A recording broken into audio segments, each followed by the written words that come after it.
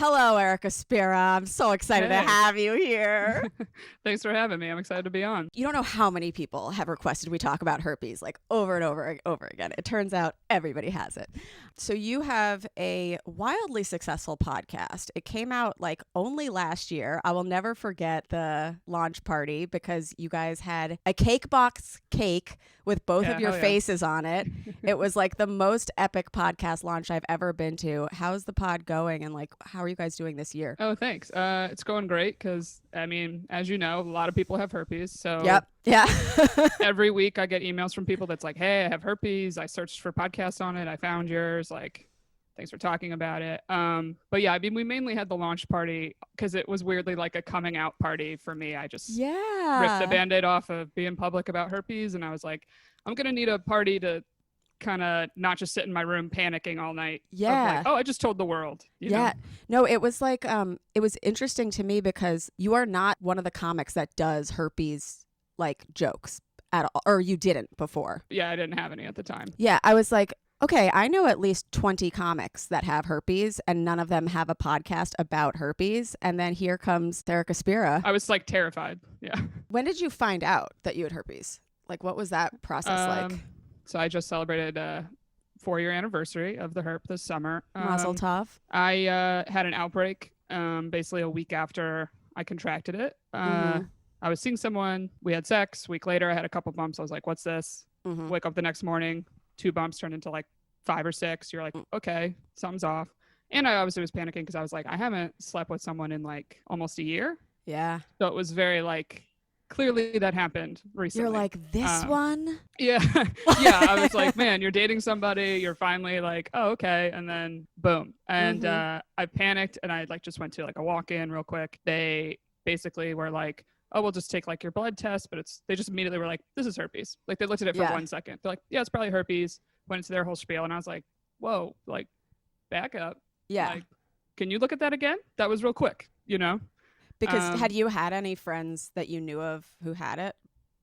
Not any close friends. Not just comics. Yeah, like I knew of comedians that would talk about it, but comedy is like high school where you would want to talk to those people, but you're also like, if I'm not tight with them, I don't know if I trust them knowing. And you shouldn't. So, yeah, it's especially like if you think it's a big deal and you're not ready to like talk about it yet and you feel like very alone. Oh yeah. I mean, I was clean in comedy. I didn't talk about sex or dating at all, actually. My first like 4 years. And then I got herpes and it was like, what are you going to be, a clean comedian with herpes? Like now you're really lying to the world, you know? I should tell the listeners, clean in this case means working clean, aka no sex material, no F-bombs or whatever. Not this show. There was a day that we did a bunch of Instagram polls on STDs, and we accidentally worded it like, would you ask somebody if they were clean? And people get very, very rightfully so like triggered by that word because it's like, wait, so if I have an STD, I'm dirty? Right. I've used that before too. Or I've had, I like went on a couple dates with somebody and we hooked up and he knew I had herpes. But then when it came to the no condom conversation, he was like, I got tested last week. I'm clean. And I was like, yeah, that's not like... Yeah, I was like, that doesn't necessarily immediately mean I don't want to use condoms, you know? Not even because of herpes. This is new. I'm not on birth control. Like, I was like, I don't care if you're clean. Like, I don't have any backup over here. So, condoms are a must, you know? Yeah, but STDs we don't love. STIs is what we're calling them now because, like, most of the time it's not a disease, you know? Like, there's many, many different STIs. Some of them are chronic. Some of them go away. Herpes is one of the ones that is chronic. But I still wouldn't say, like, you're not clean, you know? Like, you're one of the cleanest people I know. Yeah, I mean, that was the part that was annoying. I was like, man, all the sex I could have been having at certain times. And I was, like, trying to behave myself. And then I still ended up with herpes. And it was like, fuck it. What am I doing? Dude, I got HPV from the first guy I fucked. And then after I got out of a 3-year relationship, the next guy I fucked gave me chlamydia. Like, oh Jesus. Anytime that I'm like, oh, it's just one person, it'll be fine. It's like, it's not fine. I don't even have HPV yet. Isn't that wild? That's awesome. But it's just like I got herpes, no HPV, never had another STI. Crazy. Yeah. But I was going to say, technically, I would say herpes is technically a disease in the way that like alcoholism is a disease, where even though you get it under control, you still have it the rest of your life. So in that category, I guess I would kind of count it. Yeah. Totally. And it's something that you have to manage and take pills for. To be honest, I don't take meds for it. You don't? No. And it's something that this is like the bright side of going long periods of time, like without having a partner, is you can kind of experiment with daily meds. Basically, the advice I got from a doctor, it was the very first year. He was like, take the daily meds for a year, and then you most likely won't have an outbreak ever again. And I was lucky that I was like on health insurance and it was covered. So I was like, okay. And also you're just terrified. Like the first outbreak is bad and you're so scared to give it to anybody. So I was like, for sure, I'm taking this pill rest of my life. Right. Yeah. And then I hit the point, I think I was like out of the prescription or something. And I joined this little support group of women with herpes, and a lot of them wouldn't take it daily. They would only start taking it if they started seeing someone, or like they would play around with it.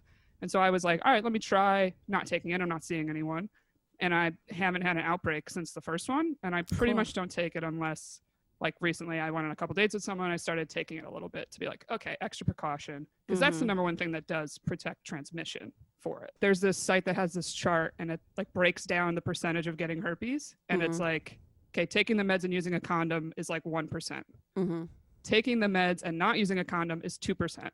So it's like condoms don't really protect you from it. Because it's not transmitted. We hate to hear it. Yeah, I mean, it doesn't. Like, especially, I have type 1, and the person that gave it to me never had signs. So we don't know if he has it orally or if he has it genitally.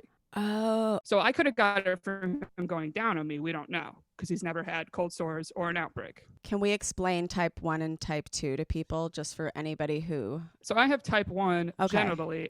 And I even had to explain this to, I just had a new primary care. And she was like, why would you take the meds for oral herpes? And I was like, no, I have type 1, but on my genitals.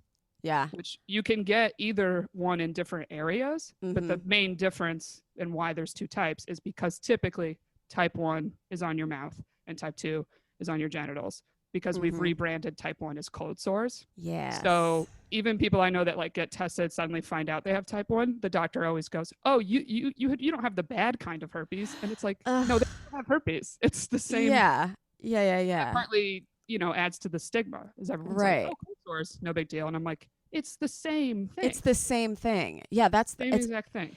We had a live show about herpes where we had Sarah Armour, Abby Rosenquist, and Joe List, who all have herpes, and we never put it out because like it was a little too jokey. Oh, okay.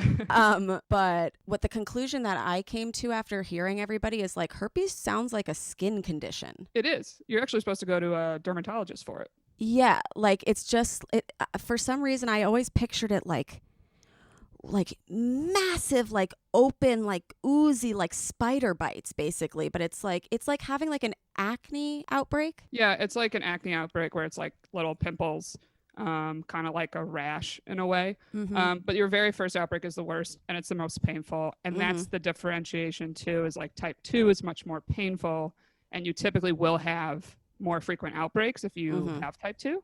But again, it depends on the person. Like I know people that have type 1 that get outbreaks whenever they're stressed.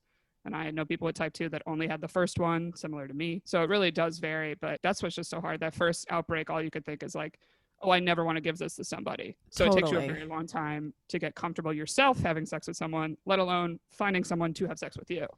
So just for you guys who are listening, HSV1 or oral herpes causes cold sores around the mouth and face, and sometimes genital sores. Oral herpes is usually acquired in early childhood, which is everybody had it, I feel like, or adolescence from non-sexual contact with saliva. It can also be spread to the genitals through oral sex, so very lucky that a man would even go down on you. HV2 is genital herpes, is sexually transmitted, spread by vaginal, anal, or oral sex with an infected person, and causes sores around the genitals, buttocks, and anus. HSV2 can sometimes cause mouth sores as well. So I think the reason why people would say the bad one is just because like sex is viewed so negatively, like in our culture, that it's like, ooh, this one you didn't get from the playground. This one you got in like a playroom. Right. Or it's like I could, I guess, technically be a virgin with herpes if I got it from someone going down on me. 100%. And like, oh, does that make me less dirty? It's no, stupid. Definitely because not. people I know many people, especially from doing my podcast, that have messaged me being like, no, I have type 2 on my mouth. They're like, you can get both everywhere. And I'm like, oh, I know that. Like, I'm aware, but. And the treatment of them, is it like any different? Just, no. No. And you know what else? Yeah, it's just like Valtrex or a generic kind of it. So it's the same exact treatment for both. That's why it's kind of nuts. It's just like, how can I judge you? Like, that's why. Yeah. Yeah. Or my favorite question, someone's like, you have herpes? How did you get it? I'm like, from having sex. Yeah. Like, what do you think I'm doing? From licking a toilet. Like, how else? Yeah. How long did it take you to get comfortable again with someone else? And like, oh man, that it's hard because it's like the first year, 2 years, I just had so many rejections from it, and there's really nothing you can like really do about it. And that's the number one concern I get from people is like, how do you tell people you have it? It's like, well, there is no right and no wrong way, because I've had people never get rejected that I know, and I have people like me that got a lot of rejections. But I was like, from when I first got it, my number one mistake was I stayed with that guy just because we both had herpes. I've heard that one before. That's the biggest mistake, is not only did I stay with him, but then a year later I ended up going back to him for a little bit. Partly just because he didn't have any hesitations about sleeping with me. That's 100% what it was. And I know so many people that they're like, yeah, I went back to the ex or the person that accepted the herpes. And I'm like, yeah, of course, because you're human. And you're out there getting like kicked in the face every day, and you're like, well, I just want to have sex. I want to feel normal. Like, I don't care if this person treated me badly. But yes, from him, I think it was like a year till I had sex with somebody else. Like, I got back with him. That ended again. And then I was like, found someone that, I don't know, I went on a couple dates with. They liked me. We started just like hooking up. But then even with that guy, it was something of like, the sex wasn't great, but I was willing to stay around just because I was having sex. And like being with him then taught me like, no, it's important for like someone to go down on me and like other things like that matters. But again, at the start, you're like, I'm just so happy to be intimate with somebody. To get anything. Yeah. No. And at least have someone be like, I know you have herpes and I don't care. But at the end of the day, I'm like, no, you do care, because you're not doing certain things. Right. And there's also like, I feel like anything psychologically during sex that like takes you out of the moment that maybe you're like thinking of or like worried about is like rough. So like if you're with someone who doesn't really get herpes and they don't really understand that, like, it is pretty low of a chance to get it if like the person's not having an outbreak and you're taking precautions and stuff. But if you don't know that, you could be having like the most tense sex of your life. Yeah, like I've had to be very patient because I get it. With kind of each new partner. Usually it takes a couple times because they're just a little bit freaking out in their head. Yeah.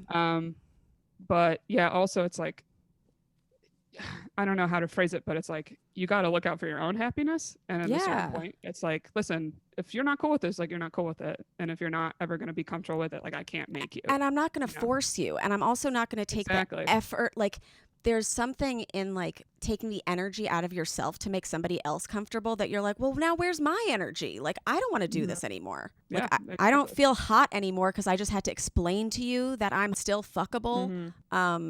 There was something that Joe List said when we interviewed him, which is like, him and Sarah Tolomash have been married for such a long time and she doesn't have herpes. No, exactly. Like I've never given it to anybody, and you're actually more likely to get it from someone that doesn't know they have it, because they're not aware of like any little signs, or even just like, you know, as women, there's always something going on down there, right? Yeah. So like, if you don't know you have herpes, you might be like, oh, I think I just slightly have a yeast infection or something. Or you're just like, oh, that's weird, I have a little tingling. But like, that actually could be a sign that you're like shedding and can pass it to somebody. Yeah. But if you don't know, you don't know.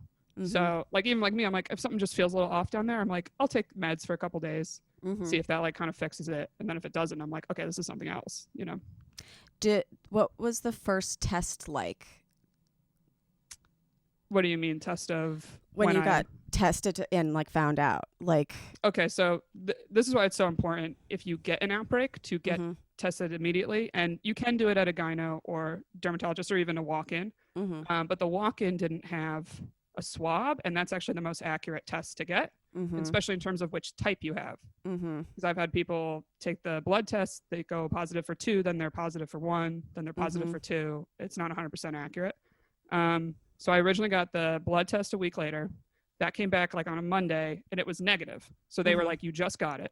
So that also partly was like, okay, this is definitely from my most recent partner. Yeah. And then Monday I got the swab. That came back positive type 1. And then every year when I get my testing, it's been positive for type 1. So yeah, it's like either the blood test, but if it's new, your antibodies aren't there. But then the bright side of the blood test is if you've had it for a bunch of years, there's like a number they give you to show how active it is in your blood, like how active the antibodies are. And that number tells you kind of, did you get it recently? Have you had this for a long time? Because one guy I was with, you know who you can blame. Yeah, kind of. Or one guy I was with, we slept together. He didn't tell me. He went and got a herpes test like the next week. He was positive for type 1, but the doctor was like, no, according to this number, you've had this for years. Like, have you ever had a cold sore? And he's like, I think I did in like middle school. And he's like, oh, you didn't get this from this girl. Like, you already have it. But then it was kind of this bright side of like, look, we both have it. You can't get it twice. Like, oh my God, then totally. Suddenly there wasn't a problem with the sex, you know? Yeah. No, and that blame thing I said before, that is a joke, but also there are so many times that I feel like people have said that they have an STD in the wrong way to someone. For instance, when that boy gave me chlamydia, the first thing he said to me was, "You gave me chlamydia." Yeah, that which happens a lot.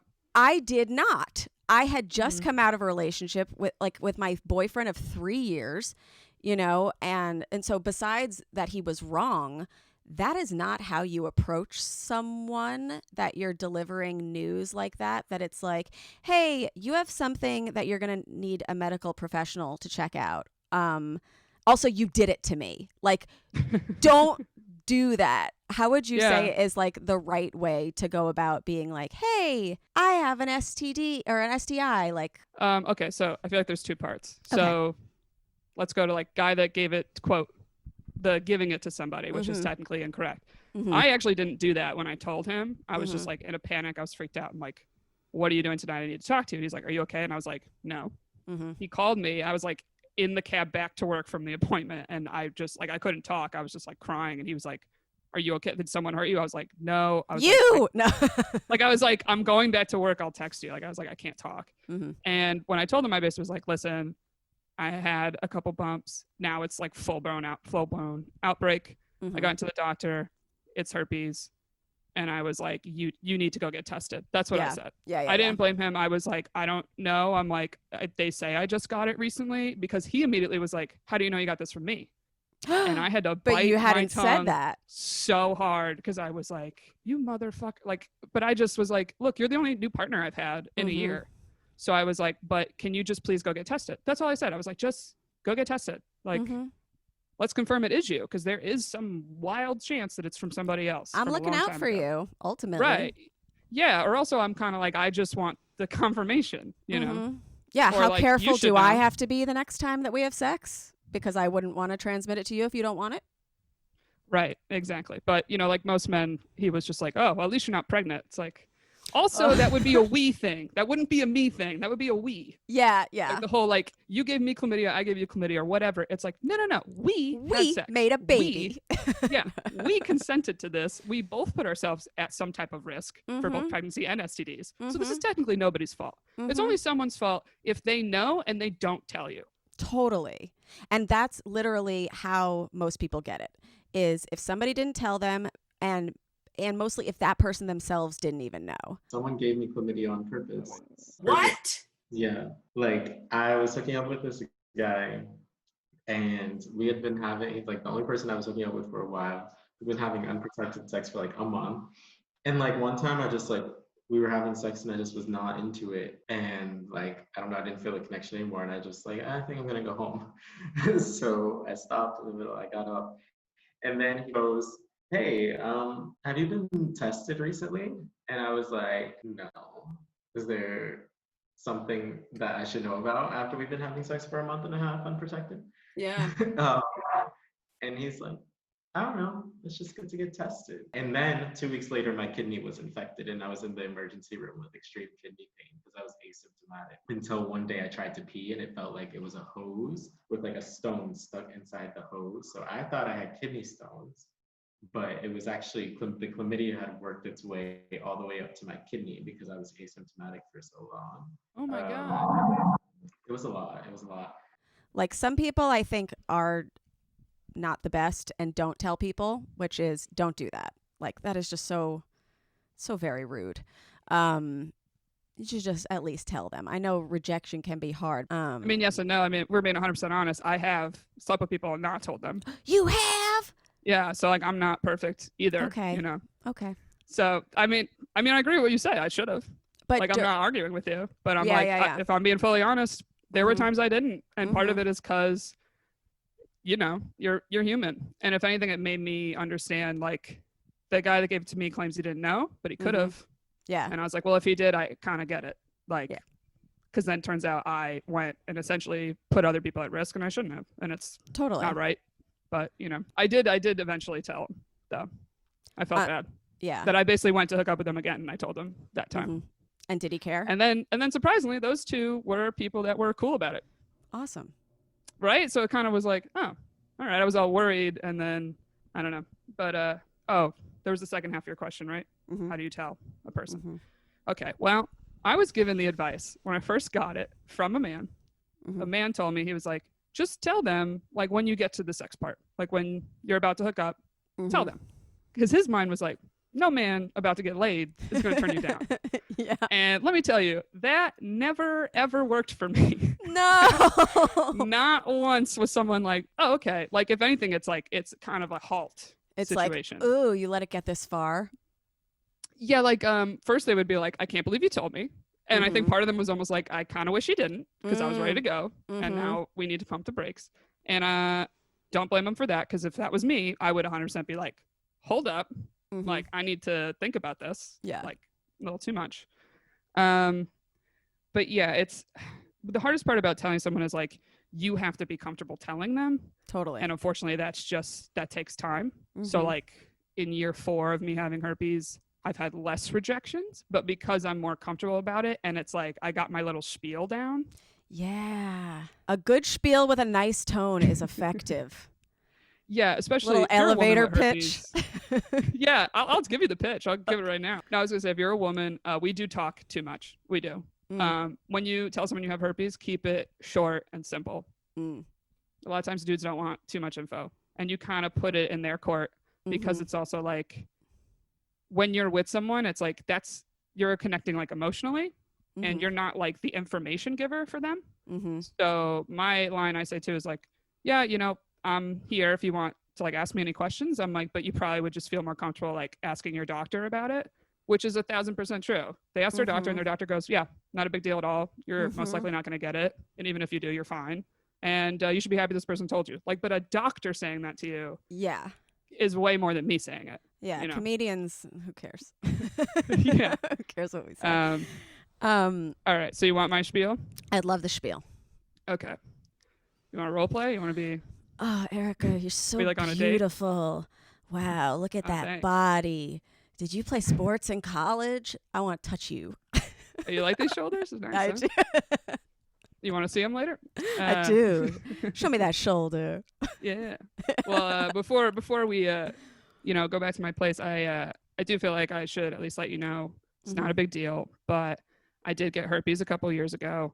I take the meds. We can use condoms. I've never given it to somebody, but obviously I like you. I would feel bad that if I didn't tell you before we hooked up. So I understand if you don't want to, but I still would like you to come over. We could just hang out. I want to. I just have a question. Like, what kind of protection are we working with? Oh, well, I take the meds, and if you use a condom, it's like 1% chance. It's basically nothing. But cool. I mean, I understand if you want to like take some time, think about it. No. Are you on the pill? I am on the pill, yeah. Oh, but I'm down. Herpes is not a big deal, Erica. Like, all of my friends have herpes. I just let you continue the spiel because I thought it was a good spiel. Oh, thanks. You know, I just couldn't in good conscience invite you over and not Totally at least let you know. You're a really nice person. I'm going to go down on you later. Oh, thanks. Okay. Okay, yeah, no, that's a great spiel. And also, like, I think, like, getting comfortable with the spiel, what you were saying, is so important because it is how, like, you phrase stuff. Like, if we've had a lot of girls or vulva owners writing in being like, how do I incorporate sex toys, or how do I even tell my person that I've never come or whatever? And I'm like, it's kind of the angle that you tell them. You know, it's like, hey, there's this, like, you could either do it really casually, hey, there's this thing I'm working on and I really want to come, and like, it means nothing about you. Or you could do the broken thing, which is like what most people do at the start of their journey, where it's like, I'm really embarrassed and I've never done that or whatever. And then like that brings the vibe into it. It's like, I'm really embarrassed about herpes versus I have this thing. It is really no big deal. Here are the things I can tell you about it. Here's what I've already done to take precautions, you know, like. Yeah. And like the only, I guess, like leg up I would have for someone that's new with it is I have the stats of, I'm like, I've been with people since. Yeah. None of them ever got it. Mm-hmm. But even so, like the last person I really dated never officially would like be my boyfriend. And I looked back and I remember him once saying, oh, if I like date you, are people going to assume that I also have herpes? And I was like, I mean, it's incorrect if they do. And I told them about Sarah and Joe. But I was like, but I can't control what people think. They might assume that, but it's not true. Also, though, you're really making my thing about you. Like, it's the same conversation when somebody's like, if I date a trans woman, does that make me gay?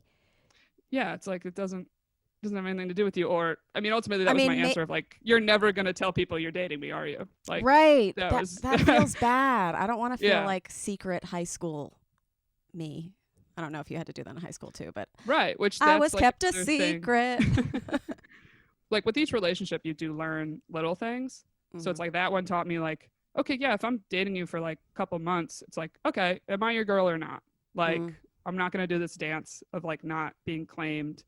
And also like physical affection, like my love language changed a bit, that I'm like, oh, physicalness is now way more important to me than it was, because now when I'm in private with you, it's like I need to feel wanted in that way. And if I'm always the one initiating, it feels like you don't want to be with me physically. And then I feel like it's because of herpes. Totally. Like, even if it's not, it's just like, oh, like each thing kind of teaches you a little bit. Totally. Do you remember how you viewed herpes before you had it? I knew a girl that got it in college vaguely. We weren't tight. But essentially, I correlated it with people that are super promiscuous are typically the ones that get herpes. And that mainly comes from nobody talks about having it. Like when I came public about it, there were friends from my childhood that hit me up that I would never, ever guess got herpes. And they did. Yep. And it was like, oh, okay. And I felt like I was that for a lot of people. Like a lot of people would look at me being like, you who always uses condoms, always asks partners if they've been tested, like da-da-da. I'm like, oh, yeah, all the stuff I was supposed to do. And then I still got it. So I was like, yeah. Like, so I think a lot of times for anyone, and including people I tell, the ones that are cool about it are the ones that know someone that has it. Totally. And the ones that are blind to anybody having it are freaked out and kind of don't know how to react, or basically I think automatically to assume like you're super promiscuous. Which is unfortunate because it's not true. And also, like, there used to be like way more of a stigma with promiscuity. Like, now I think we can judge each other less for it, but it used to just be so baked into like who you are as a woman. Like, if you're virtuous and if like you deserve to have someone love you, okay, go be a hot slut. Oh yeah, I mean, I've gotten backlash for being public about it from even people in my own family being like, you know, like, we support you, we think this is great. They go, but like, what if you meet a nice guy, you know, from a nice family, but like they find out you're out there talking about herpes and sex, and like, that's not, you know, that's not a lady. No one's gonna want a lady like that. And I'm like, well, I never was that lady. Like, I might not have had herpes, but I was like, I would talk about sex openly with my friends. Like, I'm like, you know, I'm a comedian. I'm like, it's kind of like, you go on a podcast, there's no right, but it's hard for people that know you in a certain light to see you in certain ways. So obviously family, but even like I said, childhood friends, even like basketball teammates I had in college. It's like, you knew me at a certain point in my life, and it's like, yeah, I'm a full adult and I could be open about sex and talk about it if I want. But coming from like a more conservative Italian Catholic family, Totally. it's like, no, we don't publicly do that, you know. I was going to ask, who was the first person in your family that you told? Technically, my parents, because when the podcast was coming out, I ended up sending them an email because I kept trying to talk to them, just the two of them, but our family's so huge that there'd be someone around. Yeah. And it's that same thing of me being like, I didn't want to make a big deal of like, I need to talk to you, blah, blah, blah. But I had a lot of shame from like, I'm going to be public about this and I know people are going to talk about it and I don't care. But obviously I'm my parents' kid. So it's like their friends are going to hear about it. And it's like, they're all on social media. They see it, you know? So I felt really bad about it. I was like, I don't want to bring like shame or embarrassment to the family. I was like, but I'm doing this and I think I could really help people. And I hope you see that angle. Right. But I felt bad because it was like, yeah, for a while walking around our hometown, you're probably going to feel like, is everyone listening? Who's listening? Yeah, everyone knows our daughter has herpes. When in reality, it was kind of the opposite. My mom had a lot of friends tell her like, oh, I have it. Like, good for Erica. Like, you know, but my mom was like, I didn't know. Yeah. Right. Like, so it's like for every person that's like, hey, I have it and I think this is great. Yeah, there's probably going to be someone hating on it. Totally. But I kind of was like, let them listen, you know? If anything, my mom feels more uncomfortable when people go, I love Erica's podcast. Listen to it all the time. Like, too dirty for her, you know? Well, so Ariel Elias, who was on season 1, we did a recording where like her mom was in town and she has herpes. And she was like, can I bring my mom to the recording? And I was like, yeah, of course. And that recording ended up getting trashed. Thank God, because my father was also on it and gave like the worst sex advice ever. Oh God. And my foot like unplugged the recording. And so it is gone forever, forever, forever. Thank God. But what was good about that episode was Ariel was talking about her herpes and when she found out. And we kind of had this like mother-daughter bonding moment because her mom was like, initially, when you told me, I thought it meant something bad about me as a parent. Like that I had done something wrong. I mean, that was the same of when my mom found out that I had sex for the first time. Right. She was like, I don't think I've talked to you enough about sex. And because I wasn't dating someone and it wasn't like my boyfriend and I wasn't in love. And I just was like, look, me and you are different people. I was like, we're different. I was like, I wasn't going to wait till marriage. I wasn't, you know, I was like, I wanted to. I felt comfortable with this person and I did. I said, I don't feel bad about it. Yeah. And then she was almost kind of like, why don't you feel kind of bad about it? And I was like, she grew up going to Catholic school being told don't and no. And I said, well, you raised me not to be that way. I was like, so, you know, I was like, it was my decision. And if anything, I was mad because she read my text messages and found out. And I was like, you snooped. I was like, you snooped through my stuff. I was like, so you could have snooped. You're not going to find stuff you like. I was like, no matter what it is. Yeah. And I was like, and you have no right to be mad. You look through my things. And I was mad because I said to her, we could have bonded over that sometime. Like, I was like, that could have been a bonding thing for us. Yeah. So I was like, you kind of overstepped my trust, you know? Yeah. Like, I was the friend in my high school group that when I started masturbating, I started asking everyone if they were. Okay. And everyone was lying to me too. Like, I'd be like, do you masturbate? And they'd be like, no. Do you? And I was like, yeah. And then they're like, oh, me too. I just didn't want to be looked at as weird. And I'm like, you're my friend. Don't lie to me. Why would you do that? Yeah. You're my best friend and you're leaving me in the dark. I'm like, when did you start? I just figured this shit out. Like, you could have been giving me tips, man, you know? Literally. How old were you? Right. But like 15, I was like a sophomore in high school. I remember being like, that's the best. Like, you wake up in the middle of the night, can't fall asleep, rub one out, back to sleep, you know? Like, but it was such I remember being like, no one told me how to do it. Yeah. So like I had to figure it out. And then I was like telling everybody. I'm like, hey, my mom in her group of friends growing up, still to this day, was the person no one would talk to about sex. She was like the saint. And even though she's the nicest, sweetest person, it was like, because people felt they were more promiscuous than her. They're like, well, I'm not going to share stuff with her. Now that I have the podcast, now those friends are like talking to her about stuff. Or it's like, it's kind of this double-edged sword where I think kind of like your mom, she almost felt like, I felt so bad you felt like you couldn't tell me. But at the same time, I'm like, but you're the one telling me to keep quiet about it. Totally. So it's kind of like, I can't win with you. You know, it's like she was a little jealous when I went to therapy for a while. Kind of like, what's wrong? You could talk to me. And I'm like, yeah, you're not a licensed professional. Like, I know I could talk to you, but you're not objective. Yeah, exactly. Like, I'm like, if anything, I was like, I want a man, someone opposite from my mom. I was like, if I wanted to talk to you, I would. But I want to talk to someone that's a completely different perspective, you know? Totally. First time coming was you were like 15? Yeah, so first time by myself, I was about like 15. And I had, I don't know if anyone else had this thing. It was like a toy that was like this pen that would like do little circles. So it almost like. Was it a pen or like, a toy?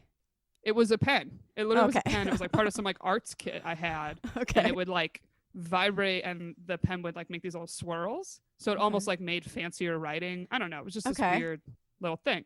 And I never thought anything of it. And I remember it's a very I was, like, 90s toy. Yeah, it's a very like, yeah, this was the 90s. There's no cell phones. We're playing with a vibrating pen. Like, look how cool this is, right?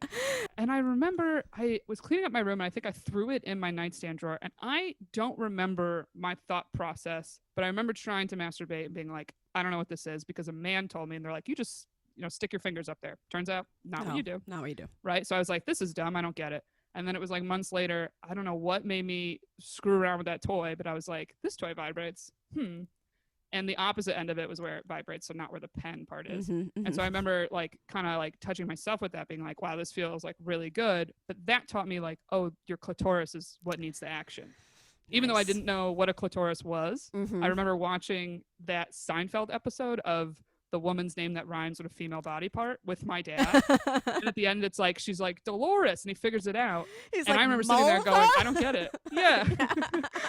Yeah. And I was like, to my dad, I remember going, I don't get it, because my dad laughed. And he just was like, oh, don't worry about it. Like, so even then, no one told me what clitoris meant, let alone I was masturbating. So I first learned with that toy, and then I just figured it out like with my hand. And to this day, I typically just use my hand, because I'm very nervous of like, I know people that use vibrators so much that then they can only come with a vibrator. Yeah. Which, I mean, this is a tip I've been giving people who have been attempting with toys or with their hands or whatever. And we talked about this early season 1. So we need a refresher.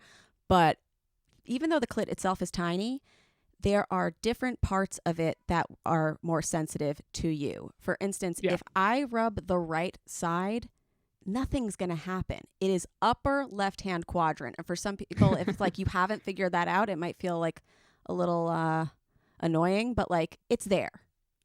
Oh, I have a theory. Most people have a side in general on your body. Like there's a lot of people that are like left nipple versus right nipple. Yep. For me, it's like right side of my neck versus left side. Like left side, I don't feel much. Right side's nuts, Oh, I love that.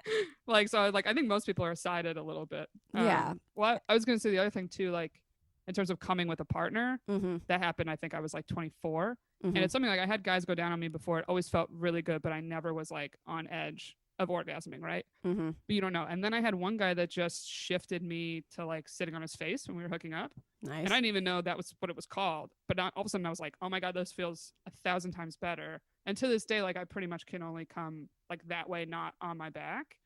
And that is such a position I picture you in. Right? No, but it's so funny that like I didn't figure it out really till like the past 2 years. Part of the reason is like a lot of dudes, they try to do it really hard. And it's basically like with me, but I think also with most women, it's like you either need a lot of pressure very hard, like a vibrator, like or hands, or you need very light.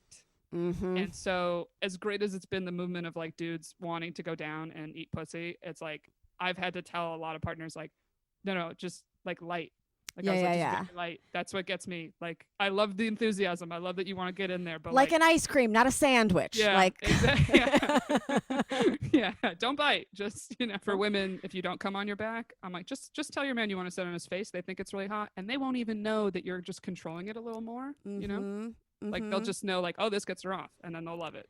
Yeah, they don't need to know that you are a powerful bitch. No, I was going to ask about that though, because you played sports in college. Has that ever, and specifically basketball, has that ever intimidated guys? I mean, I'm not a believer of like all the time when women are like, I have a good job, I have this, I do that, like it intimidates men. It's like, no, I don't think so. I don't think it does. I mean, I guess in the sense that there's some guys maybe that wouldn't sleep with me just because I'm tall. Yeah. I'm taller than them, but I'm like, well, I also, being tall, I'm 5'11". I've slept with a handful of guys that are very tall, like 6'8", 6'6", 6'5", whatever. But I've also slept with a handful of guys that were a little bit shorter than me. Oh, I'm not bragging about those dudes, because This is what I've learned. The shorter the dude, usually the better in bed. And that's all I'm going to say. If anything, I've learned that tall athletes are usually the worst. Is my experience with being an athletic woman. I guess I've been around a lot of athletic men. And a lot of times it's like, you guys have always gotten girls. You never really had to learn. You could hook up with one. There's another one on the door. And it's like, no. The guy that rode the bench, that's your athlete. That's the athlete you want. The water boy. Yeah. You want the manager of the team. You know what I mean? Like, totally. Anybody who's actually had to work for it. Yeah, basically. Yeah, because they know what it's like to like get something one time and then not get it again for months. So their brain's like, how do we keep this person coming back? You know? Yeah, love it. Or maybe a business owner, someone that knows how to get repeat customers. You know what I mean? That's the hardest part of sales. Yeah, like I'm not saying all tall athletes are bad, but it's just funny to me when some women will be like, "Nah, I need a guy that's like 6'3", 6'5". I'm like, well, have fun never having an orgasm. So. That sounds mean, but whatever. Also, I just wanted to highlight herpes. What is the worst thing that can happen from herpes? Because this is something that we talked about on the live show where I kind of had like an epiphany. The worst thing? Like the health-wise? The worst thing, yes. Health-wise? Nothing. Yeah, nothing. There's literally, that's why it's not in routine STD testing, is because it affects your mental health more than your physical health. So it's like, you don't need to know. I've known guys that slept with someone that had herpes, went to get a test, and the doctor was like, you'd probably just rather not know. Like, he was like, you don't have an outbreak? Don't worry about it. Like, they basically like the mental strain you're going to go through, or then with telling partners, which is crazy. Because it's like, well, if everyone today went out and got a herpes test, and like the numbers would be even higher of how many people have it. Yeah. It's like the stigma wouldn't be as bad. Like if anything, there's more health effects of if you take the meds every day that could lean to like your liver or thoughts? Kidneys. Oh, okay. No, like physically. Like, so that was partly why I was like, okay, I'm not going to take this every day if I don't have to, right? God forbid. Like then I have a kidney fail and I'm like, what? Because I was worried about herpes. Like now my life's on the line, you know? Yeah. And then in terms of real life, it's like, I guess the worst thing is someone just rejects you. Yeah. And that hurts emotionally. Rejected. Yeah. Yeah. And it you does can be rejected happen, for so many reasons. Total. Like I can't. Yes. But with HPV, like if I don't go in once a year and get checked and maybe have a colposcopy, which is something where they hole punch the inside of your cervix, test it. This disgusting like skin comes out like a week later. It's really the worst process. I can get cervical cancer. Exactly. Like that, I think is way scarier, more long-term than herpes, you know, like. Same with like, if you have chlamydia and you don't figure that out and you don't get it treated, that can make you infertile. It could give you cervical cancer. Same with syphilis is another one that often doesn't show in women, which is why it's like, that's why we have the yearly gyno check, because there's many STDs that don't show for us that do show for men. And yeah, and a we lot know of we times, can't trust men. So well, yeah, or if the men like they sometimes they don't have any symptoms from it. They could just be a carrier a lot lot of the time. Well, HPV for sure, yeah. HPV, they're just shooting There's it no into way everybody. Yeah, Like, yeah, unless you have warts, you don't know as a man. So that's, I mean, that was a big. It's not like, oh, HPV is so much worse than her. And I don't think there should be like this like hierarchy or whatever, but it's like, it's interesting to me that herpes got this like horrible rap when so many other STIs can like really contribute to your health failure. It's because in school you just learn herpes is forever. You learn AIDS and herpes are forever. So you kind of in your mind put them on the same level where you're like, herpes and AIDS, if I get that, there's no fix. And children. That's the rest of my life. Children are and forever. And that's how I felt when I got it. I was like, you just ruined your life. That's how I felt. Like I was like, you don't have a boyfriend, you haven't had a boyfriend in years, now you have herpes, like good fucking luck out there. Like type of thing, which is like, it's sad to think, but it was like I suddenly was like, man, I gotta like be so hot for anyone to want to have sex with me. Like I need to be amazing level hot. Like I dropped like 10 pounds and I was already like in some of the best shape of my life. Yeah. Yeah, I was already like, I'm like, I was 25, but like, but it was bad. Like I spent so much money on like clothes and makeup and stuff that just wasn't me. But I just felt like I need to be so hot. But it was to the point, like anywhere I went, someone would be like, where are you going? Yeah. And I was like, what do you mean? It's just me. It's just me, Erica. Yeah. And they were like, no, this isn't. They're like, where are you going? What, do you have a date? No, what is we've this? known you before. Yeah, they're like, no, we know who you are. This ain't it. Like, yeah, and that gets into like dangerous territory. Like anytime that you're trying to like just be someone else fully for someone to like you, because then it's like, how quickly can I actually shed this facade and show you and will you still like me then? Like, I do think this podcast, your podcast, like having an STI, not being able to come, having something where like you can talk about something openly that is kind of taboo is a great litmus test for the type of person that you're going to be fucking. Because if they are really nice and understanding about it, you're like, okay, cool. Like, you've been like at least around the block to like not judge me. Yeah. And it's the same of like, even if you are with someone and you want to talk to them about certain things, especially like maybe spicing things up, or you're like, hey, like I haven't been getting off. Like sometimes those conversations are even harder once you are sleeping with someone or seeing them, because it's like, it's a blow to the ego. Yeah. And I'm sympathetic for anybody in that situation, because it's like, yeah, like I had a man tell me recently that like I didn't know what I was doing in bed. And I was like, well, what do you like? Like, I was like, you want to teach? Then teach. Like, I'm here for it, you know? And then like I remember he didn't have any critiques, so I'm like, well, if you don't tell me, if you don't like get specific, like I'm not gonna know. Like this you just wanted to insult me? Yeah, like but it was something that he, you know, I think came from a good place. He was like, he's like, I wanted to say something that I don't want to offend you, but he kind of said something of like, oh, I'm gonna teach you. I was like, all right, then teach me.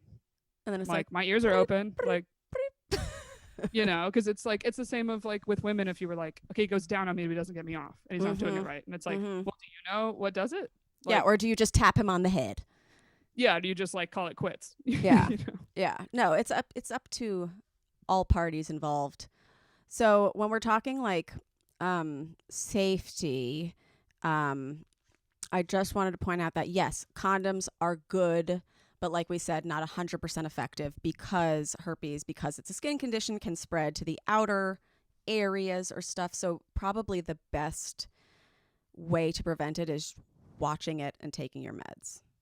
Yeah, pretty much. Right. That's really it, because it's like also to get technical, women are more likely to get it because you have more surface area.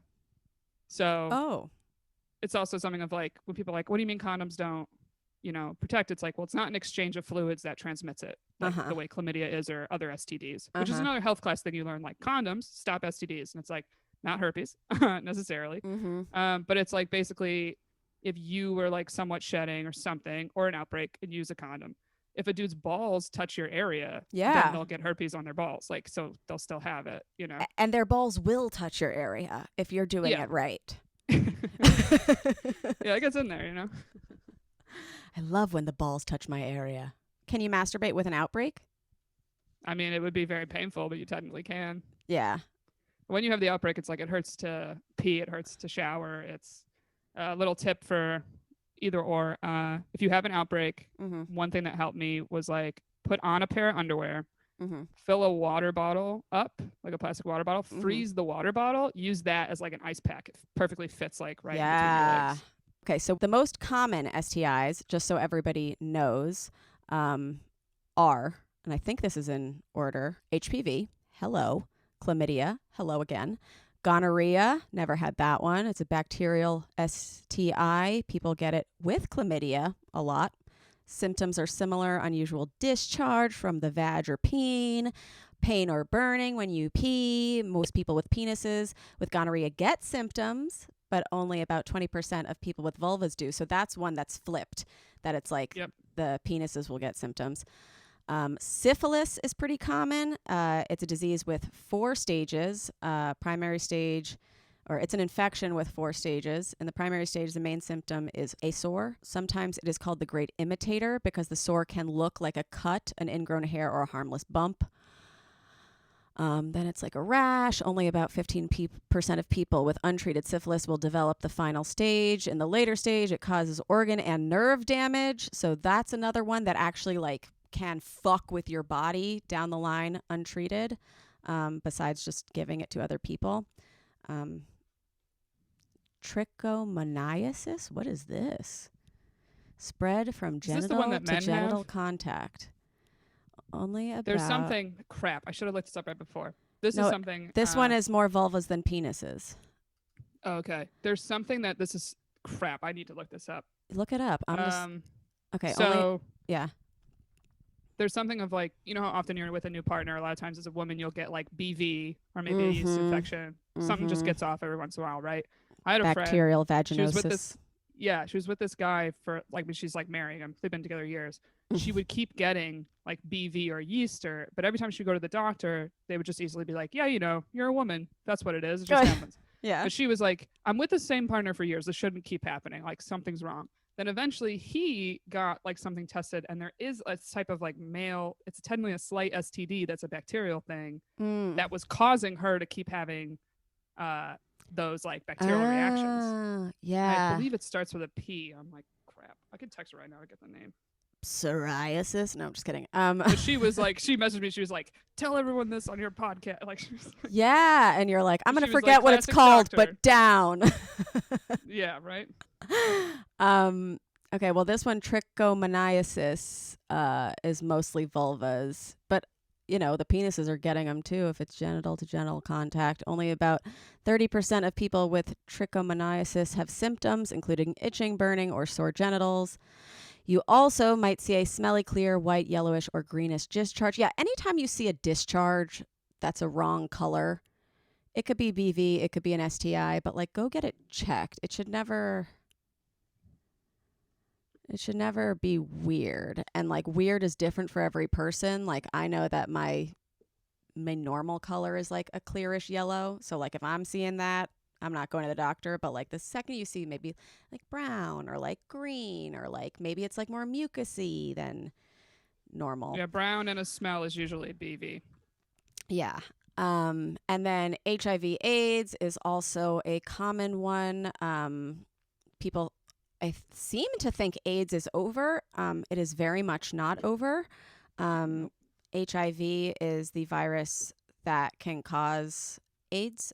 So a lot of people don't even move on to having full-blown AIDS if they get their HIV under control, which is really great. But yeah, I think AIDS and HIV deserve their own episode. But yeah. Well, it's something that like with PrEP now for HIV, I'm almost like, yeah, if you made something like that for people with herpes, it would lower the stigma so much. Totally. I had a gay friend that had herpes, and he was like, people won't have sex with me, but they'll have sex with men with HIV because PrEP exists. And it's like, it's almost like just a mental placebo in a way of like, oh, I take this, so I'm okay. Same way, like. And the representation in commercials, like the fact that like you see PrEP commercials all the time and you're like, okay, that person looks like me. Okay, this relationship looks like mine. Like this makes me feel a little more normal. Yeah. I mean, that's why when I joined that support group that was just like all women that had it, it was like only 12 people. But when I walked in the door, I just felt like this immediate relief where I was like, oh, there's a bunch of women that are just like me that got it type of thing. And then I actually ended up starting like my own group with a couple of girls from there just because it was really expensive. It was run by like a therapist. It was great. But we were like, we can't afford this all the time. And we were like, we could just get together every once in a while. And then we were like, let's just make a meetup group and see who joins. And it's like every week I get people finding it, messaging. And now with COVID, it's just virtual. So now we're like having people from all over join. And it's so great of like, it's a combo of people that have had it for years still having like obstacles with it, and then of course people that just got it. But the number one thing that made me feel better was just like knowing other, not only women but single women. The only people that are typically open about it are ones that are in relationships or married, because it's kind of like I won. Like, oh, look what I did. Yeah, right. But it's like being in this group is great because you're like, oh, everyone else is in here getting rejected, like dealing with all this stuff. Like you want people in the trenches with you a little bit, you know? Totally. Like, I'm like, I don't want this pep talk from this like, oh, I'm married, don't worry about it. Yeah, I have herpes and a husband. I'm that great. Yeah. I'm like, shut up. I don't want to hear it from you. Totally. Wait, so where can people find the group? Because I'm sure we have a lot of people listening that are like, I would love to be a part of that. Yeah. So if you want, send an email to herpesgroupnyc@gmail.com. It's not just NYC based anymore. Or if you send me a DM, I'll send you like the link, because I have some people join the meetup group. It's private. No one will see you're in the meetup group, but still a lot of people will be like, can you just email me the details? So I have like an email list and the public group. But Cool. yeah, essentially if you search my name in Meetup, it would pop up. Oh, that's so good. It's so nice to have like a little community that can have each other's backs. Yeah, and a lot of times like we end up not even talking about herpes all the time. Why would you? Because like, you're multifaceted people. Yeah, exactly. Yeah. I was gonna say the nice thing about like a group, if you like, I encourage you to search wherever you are on Meetup. You'll be surprised at what you can find. Different groups, or especially like there's a lot of times in general STD ones, so not maybe herpes specific, but it's like, man, it's just nice to feel like you have people in your corner, kind of like rooting for you. Like that's the exciting part of like we come back next month and it's like, oh, you were gonna tell that guy, how did that go? Like, you know, et cetera, et cetera. Well, we fucked. Yeah, right. Yeah. Yeah, they're like, it went well. I'm leaving group. Bye forever. Don't need you anymore. Right. Are there? I feel like I've heard of these, but I've never actually looked into them. Maybe Gabrielle, while I'm just rambling, you could see if there are any. But are there dating apps that can match people based on STIs? Okay, so there's positive singles, which you can specify like I have herpes, or I think HIV/AIDS is also common on there. Here's the negative: you have to pay for it. Oh, there's no free version. And number two, nobody puts like pictures or like a lot of info about themselves because everyone's terrified of being seen on the website, which is crazy. And I literally sent emails to like Hinge and stuff being like, listen, you should make an STD filter. Yeah. I was like, because it could even be something that only gets it like disclosed if you both have it. Yes. Yes. And I was like, what a hell of a conversation starter. Like, you know, just like, hey, by the way, you're both have herpes. It's like, oh. Yeah. Oh, okay. That's already, or it's like, I could set that as a filter. I could be like, you know what? Only show me other guys that have herpes. Yeah. I don't feel like having a rejection conversation this week. Right. Or it's like, you know, I know people that they only date through the positive singles. They're so terrified to ever have to have the conversation, which if that's what you're comfortable with, do that. But I'm almost like a stubborn bitch where I'm like, no, you know what? Just because I have herpes doesn't mean I need to be with someone with herpes. Like I can be with whoever I want to be with. 100%.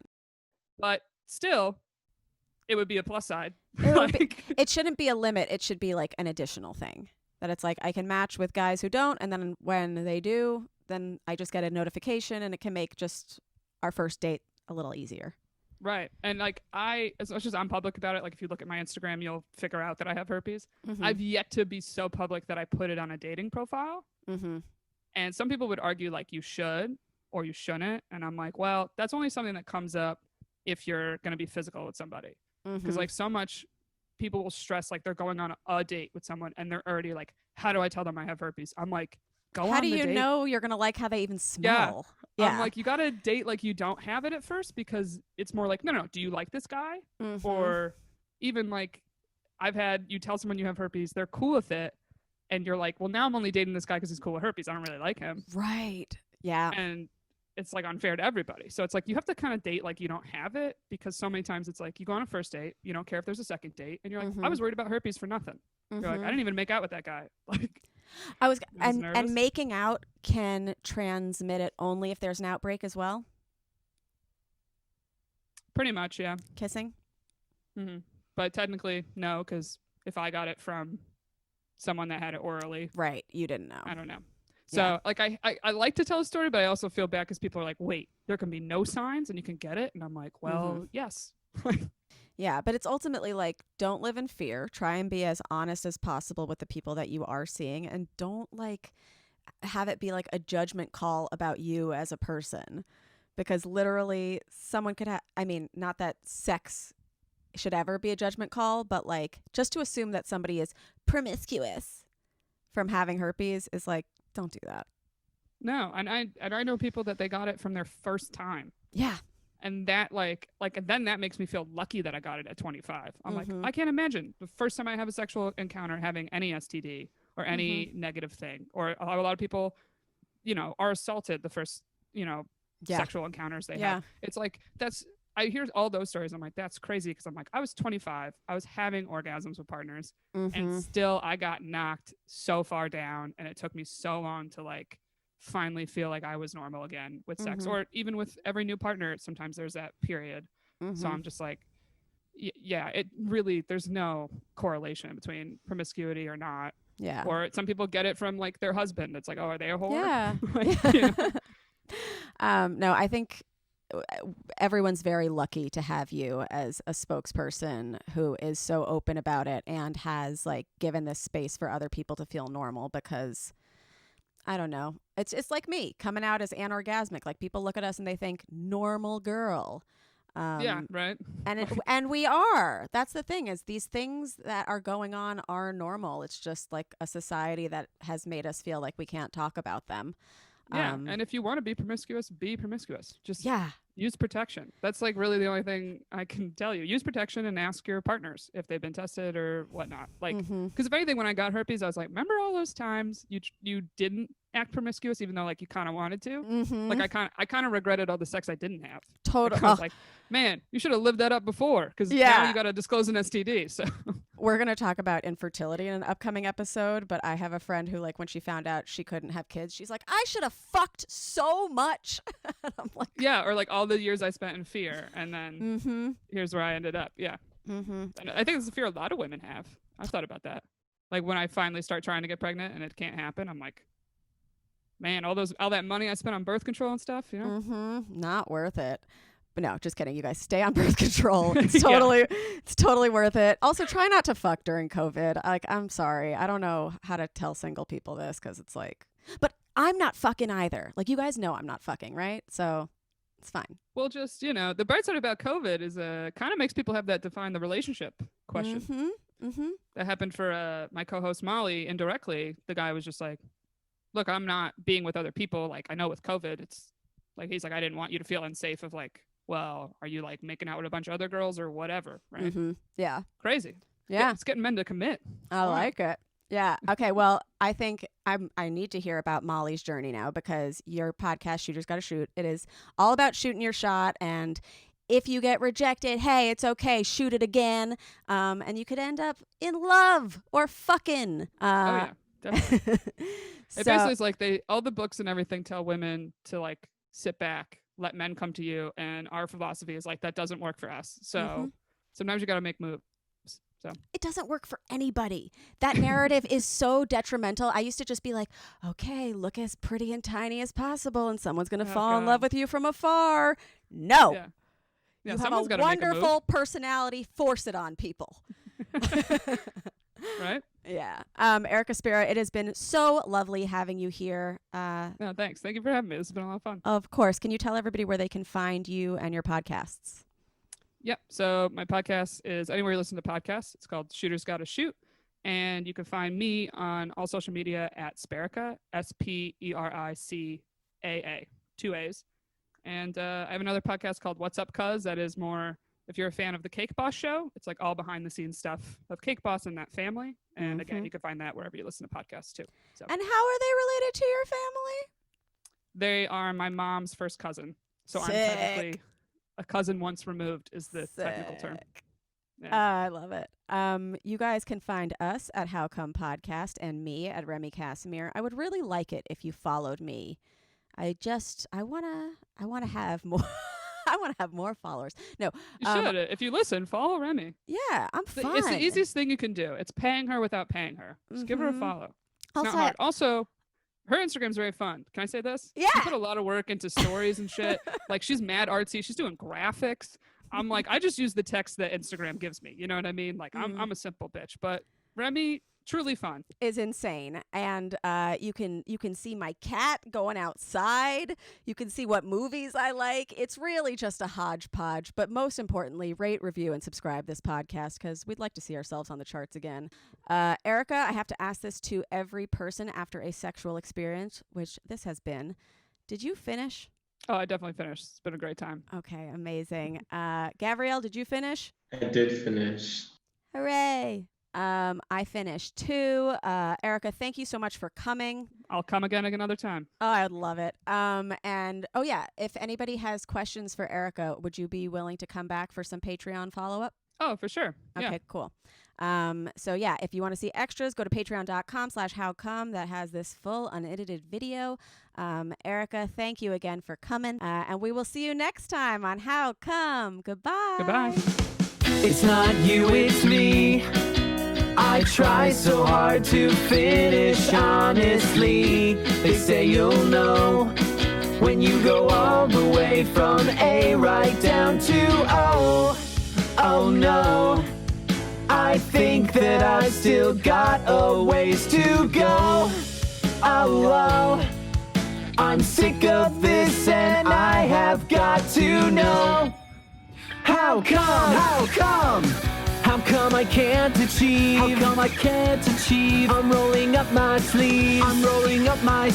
Oh baby, I believe these guests can help, 'cause I can't do it by myself. I wanna jizz